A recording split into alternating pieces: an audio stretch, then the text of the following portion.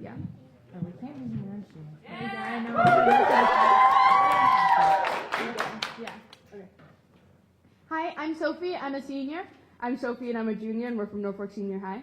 Speak the truth! And our poem is Juxtaposition. It starts with love and ends with death. Death is someone I can admire from a distance, but never get close to. I spent years chasing her, staying at a distance in fear. I looked forward to meeting her my entire life. Death is someone people should be afraid of, and I was.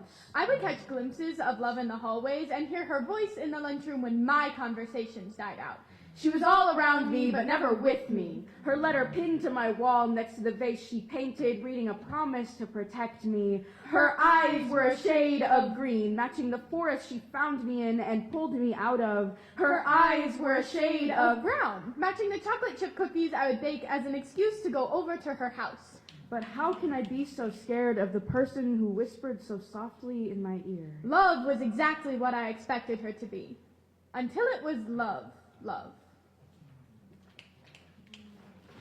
When it was really love and not just a glimpse, she sat way too close to me and her hands were really cold and she would spoil the movie we were watching because she was mad at me.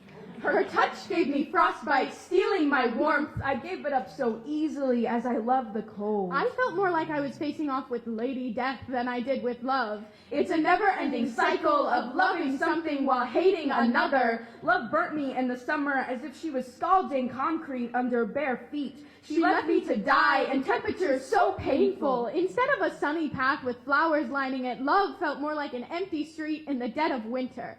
Cold and eerie and empty. Instead of an incinerator, death is a blizzard in New York.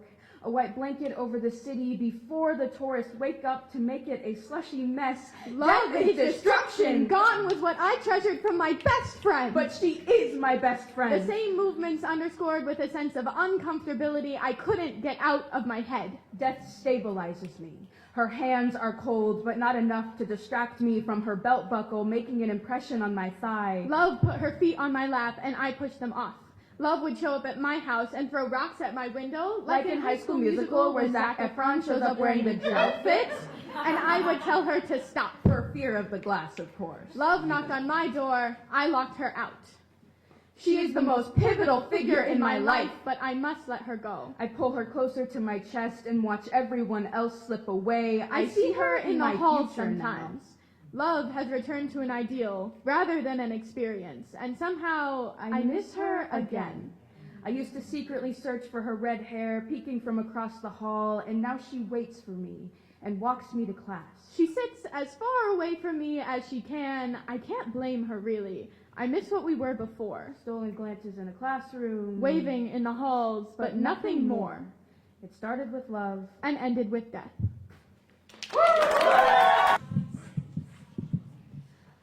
I am Ayana. I'm a junior from Norris. All right. And this is my poem, The Ram. She lives in the stars, in the swirling constellations of the night sky. Her eyes drift across the blinking lights, peering into the world below. She resides in Aries, and the explosive stars of her personality. Her insides orbit with the billions of stars, planets, suns, and moons that spin in the Milky Way. She inhabits space, the empty vacuum of dust, a vacant volume fueling her ram-like tendencies, forceful asteroids in Saturn's rings. She lives in the night sky. Her bright lights shine down into Earth's atmospheres. Her asteroids clash, shattering into fractures, scattering debris. Her planets change their climates in storms as time moves.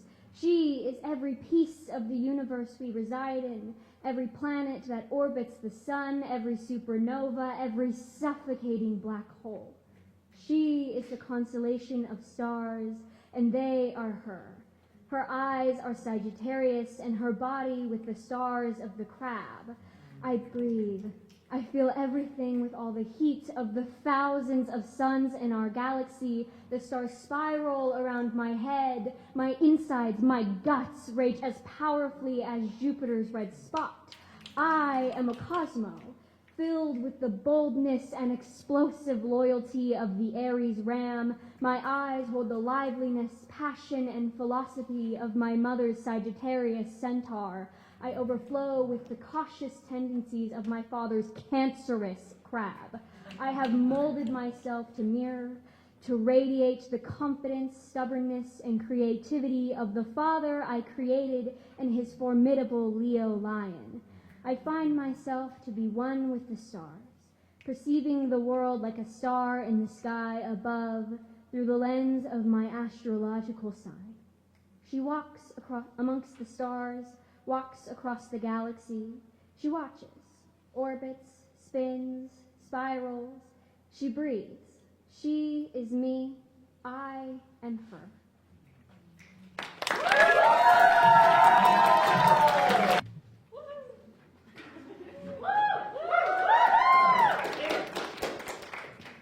My name is Tristiana Louie. I'm a junior. I'm Mari Cortez. I'm a senior. My name is Nan Bembo, and I'm a senior. My name is Aria Martinez, and I'm a freshman. We are from Lincoln High. You know! And this is our poem, Forgive Me, on live TV. It's time to clock in. 10 minutes late. Still hungry. Let's get started with the news broadcast. Today, we would like to acknowledge the terrifying shooting that took place at Starcourt Mall. Didn't even hear about this until now. Thanks for the heads up, guys. Force a frown. You're devastated. But are we really? What's really the point of mourning? When the same happens night and morning. Because of the Second Amendment, this station would like to offer our thoughts and prayers to the victims. But Thoughts and prayers aren't enough. What we need is to make guns illegal. What we need is to uphold the Constitution at all costs. At the cost of our children? Lawmakers will have a meeting at the Capitol today to discuss what this means for the future of guns in Texas. If someone shut up the Texas Parliament. Maybe then they would know how their children feel under. Now, let's not advocate for violence. Silence is violence against today's youth. And what if it was our son? The chances of our son getting massacred at a school shooting are extremely rare. The chances should be 0. 12 children die every day from gun violence. And I'm tired. Oh. You weren't supposed to say that out loud. Quick, change the subject. But I'm tired of changing the subject every time the camera decides there's no reason to see me anymore. It seems we are encountering some difficulties here at the station. Please stand by. Why aren't the cameras shutting off? Why do they keep staring? Everyone's waiting to see what we do next. We should go turn off ourselves. Can you turn the camera off? Hello, turn the camera off. I'm tired of being recorded. Wait, that was just my line. I don't care anymore. If you want a story, I've got one for you right here. I can barely afford the bills in my mailbox. Overflowing like the hopes of someday being financially stable, or Not living in a world where the poor can't afford, So they remain poor. So Forgive me. I was born into poverty, but the system gives me no chance of escaping it. so forgive Forgive me me. as the rotten fruit on the shelves fill my stomach with empty promises. So forgive me. Rent is due next week, and the eviction notice on my door starts to look like a welcome letter to the nearby homeless shelter. So keep the camera on. I'll tell you how I am starving.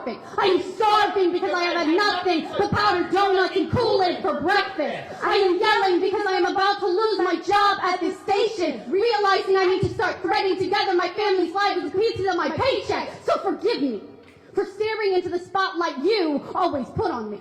Checking if people like me are still profitable enough to care about. Refreshing the closure list to see I need to read my broken coat because school isn't canceled. So forgive me, dear viewers, as I end today's broadcast. It's a nice day outside. Enjoy it before they take that away from you too.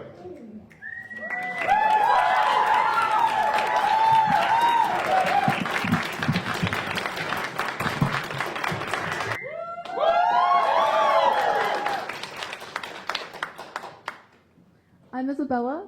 I'm Jason. I'm Hannah, and we go to Grand Island Senior High. Quack, quack. This is our poem 1. Size. Fits all.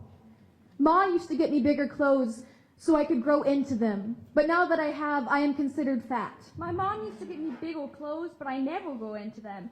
So I learned to sew, to take a few inches from the side so it fit my waist just right. Because jeans for $8 is worth it. I don't know why, but I do what I'm told. I have always been told these are for boys. These are for girls. That clothes are for one or the other. It doesn't matter how they look on you. It doesn't matter how they fit. In the dressing room, I pinch the little fat I have and unknowingly wish for more. So I can fit into a size I should, to wear teenage clothes as a teenager. Instead of being stuck in the kids section with its ugly patterns and colors. But I fear I am asking too much when I pray to God to be smaller and more petite. Because there's a right and a wrong. We're all beautiful, but society makes us ugly. But why does it matter if clothes have a gender? Why does it matter how the colors are used? Why does it matter how they fit? Why does it matter how they look? Why does it matter to who they're sold? Because the stores want your money, and society wants you to pay. But they don't try too hard. As I waddle out of the dressing room, because Nothing fits. Because it's all too big. Does one size fit all? They say clothes are for boys. They say clothes are for girls. They say clothes are for the small, for the medium, for the large. Yet they say one size fits all. That clothes are for one or the other. That they are for boys or for girls. That clothes have a gender, a rule that must not be broken to protect yourself. But now my ego has been stabbed in the back. But real friends would stab you in the chest because they wish I was a different size, to be smaller for these bigger clothes, now that I've begun to wish I was a different size. Some of my friends have said that they'd love to be my size, but it's harder than it looks. When nothing fits, when you're still hungry after 2 plates, when you're full after 1 bite. No one questions when you eat when you're skinny. You should be eating more, they say. But when you're fat, you should be ashamed.